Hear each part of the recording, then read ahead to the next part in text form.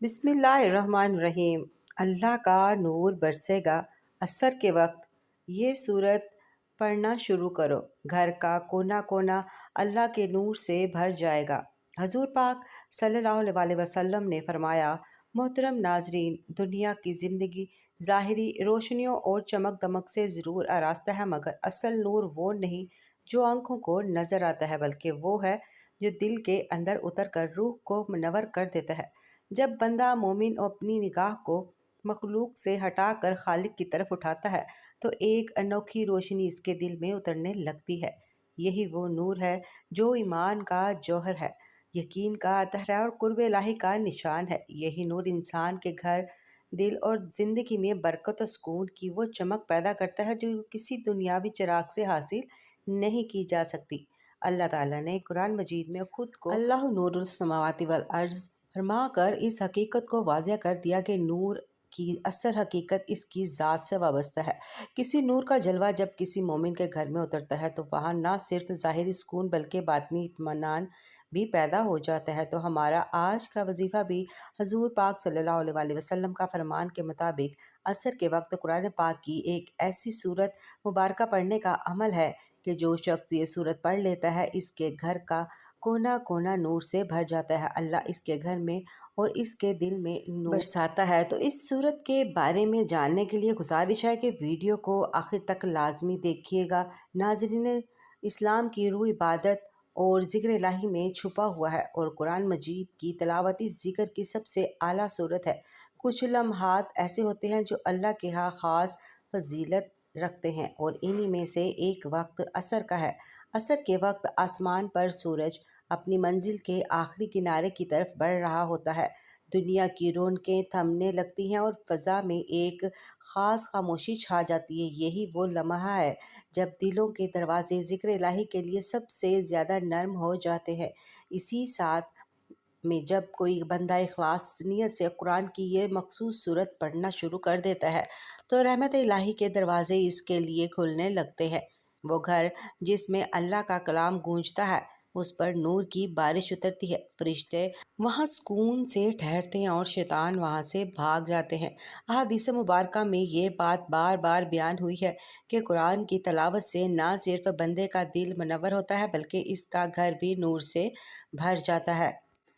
حضور اکرم صلی اللہ علیہ وآلہ وسلم کی زندگی اس بات کی عملی مثال ہے کہ کس طرح قرآن سے تعلق انسان کی زندگی کو بدل دیتا ہے۔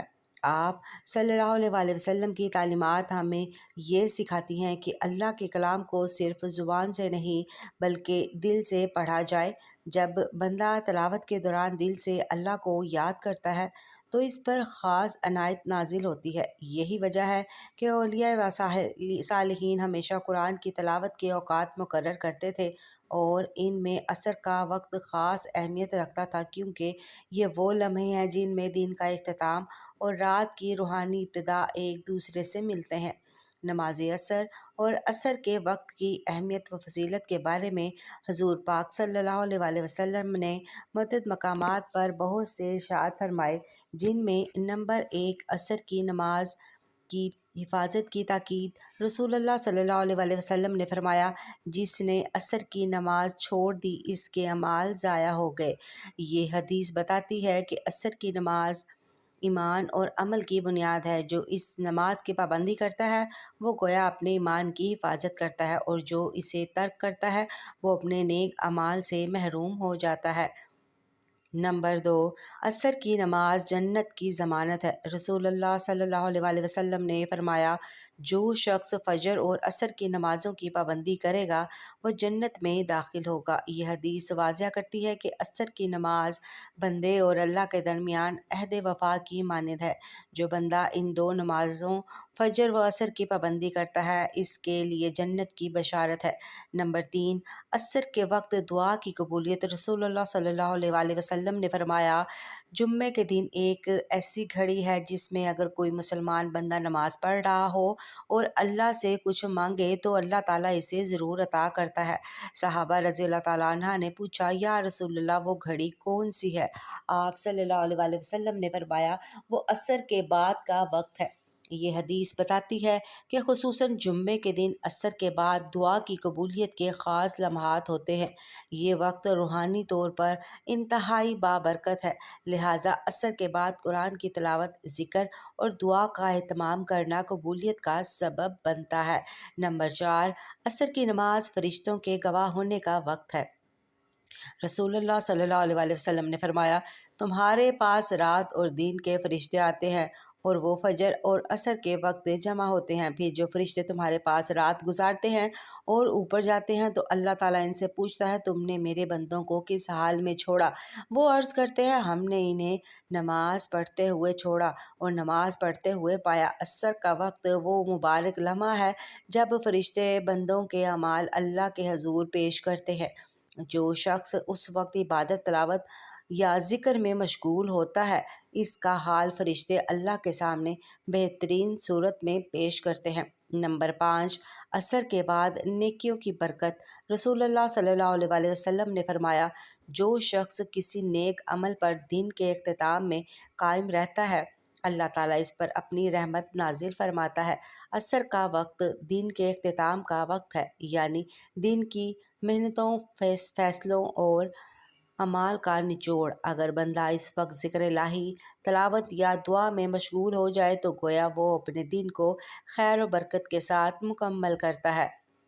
نماز عصر کے وقت اس سورہ مبارکہ کو پڑھنے سے نہ صرف گھریلو مسائل حل ہوتے ہیں بلکہ روحانی طور پر انسان کے دل پر سکون اور اطمینان نازل ہوتا ہے۔ اس سورت کی خاص بات یہ ہے کہ اسے پڑھنے والا انسان خود بھی اللہ کی رحمتوں کے سائے میں آ جاتا ہے اور اس کے ارد گرد کا ماحول بھی نورانی ہو جاتا ہے۔ یہ سورت دلوں کی تنگی کو کشادگی میں بدل دیتی ہے، مایوسی کو امید میں بدل دیتی ہے اور انسان کے اعمال کو ایسا نکھار دیتی ہے کہ وہ اللہ کی خاص نظر کرم کا مستحق بن جاتا ہے۔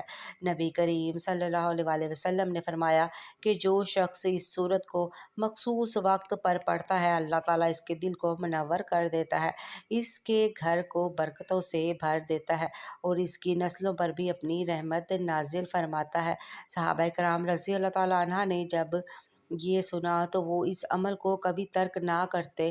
ان کے گھروں میں نور تھا، ان کے چہروں پر طمانینت تھی، ان کے دلوں میں تقویٰ تھا اور ان کی زندگیوں میں خیر و برکت کا نزول ہوتا تھا۔ آپ ذرا سوچئے، کیا آپ چاہتے ہیں کہ آپ کے گھر میں ایسا نورانی ماحول ہو؟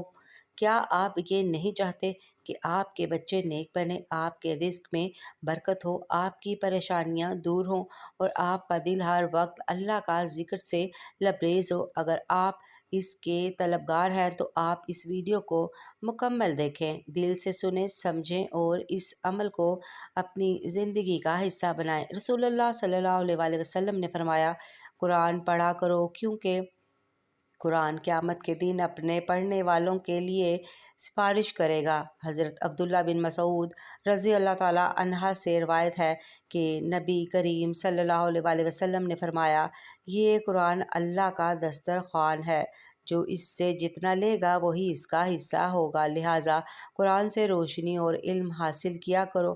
حضرت انس بن مالک رضی اللہ تعالیٰ عنہ سے روایت ہے کہ رسول اللہ صلی اللہ علیہ وسلم نے فرمایا، جو شخص سورہ اخلاص کو 10 مرتبہ پڑھے گا، اللہ تعالیٰ اس کے لیے جنت میں ایک محل بنا دے گا۔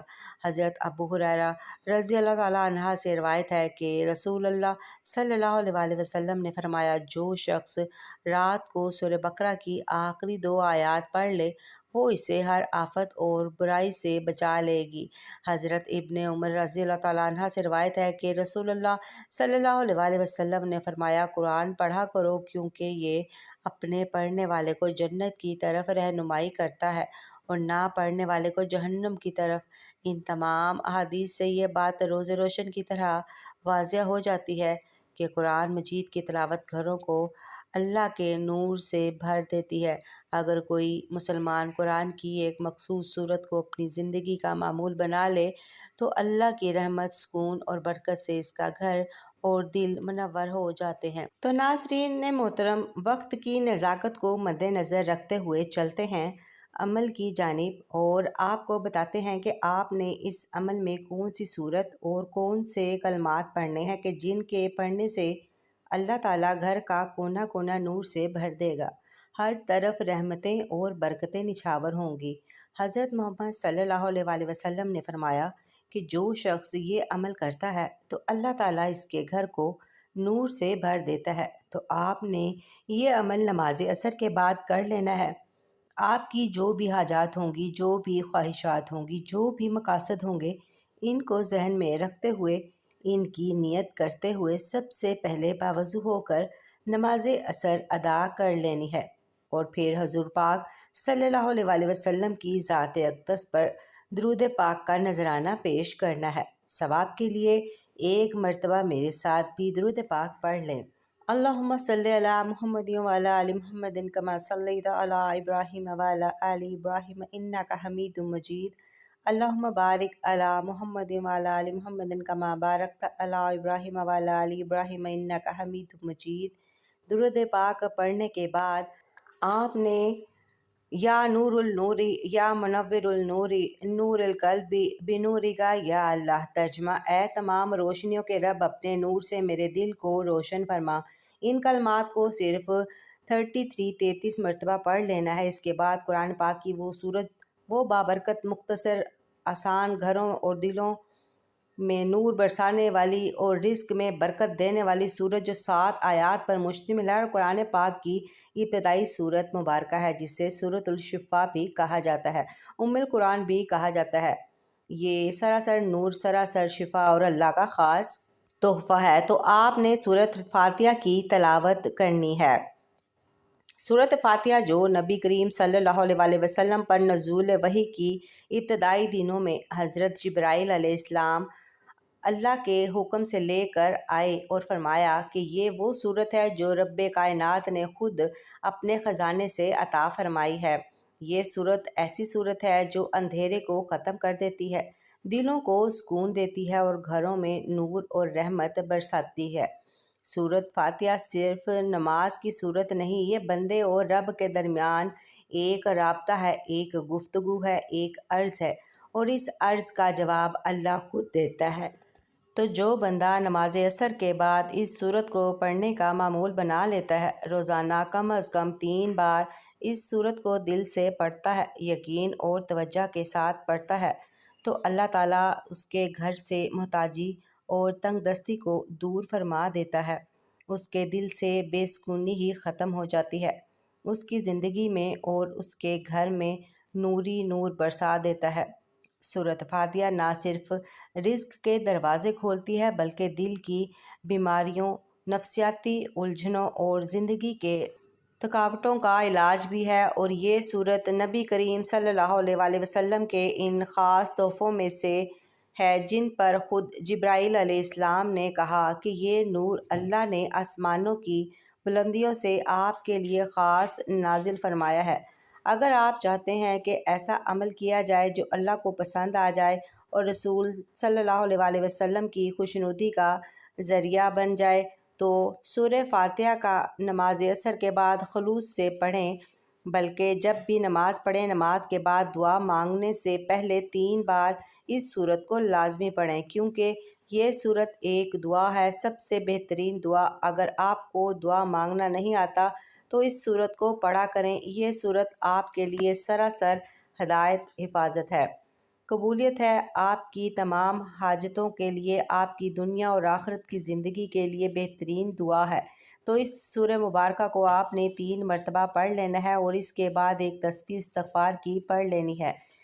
استغفار آپ مختصر سا بھی پڑھ سکتے ہیں، یعنی استغفر اللہ یا پھر استغفر اللہ ربی من کل ذنب واتوب الیہ۔ ایک تسبیح استغفار کی بعد آپ نے آخر میں اتنا ہی درود پاک پڑھ لینا ہے جتنا عمل کے شروع میں پڑھا تھا۔ اس کے بعد آخر میں دعا کریں اور دیکھیں کہ کس طرح آپ کی زندگی میں اللہ کا نور برسنے لگتا ہے، کیونکہ سورۃ الفاتحہ کا عمل کوئی عام عمل نہیں ہے، یہ سراسر رحمت ہے جو دلوں کو بھی بدلتی ہے، اور مقدروں کو بھی یہ عمل کرنے سے گھر کے کونے کونے سے اللہ تعالیٰ کا نور برسے گا اور اللہ تعالیٰ کا فضل و کرم آپ پر برسے گا۔ لہٰذا اگر کوئی بندہ یہ چاہتا ہے کہ اس کا گھر، اس کا دل اور اس کی زندگی اللہ کے نور سے جگمگا اٹھے، تو وہ عصر کے وقت اس سورت کی تلاوت کو معمول بنا لے۔ یہ عمل نہ صرف روحانی سکون کا ذریعہ بنے گا بلکہ زندگی کے ہر شعبے میں برکت اور کامیابی کے دروازے کھول دے گا۔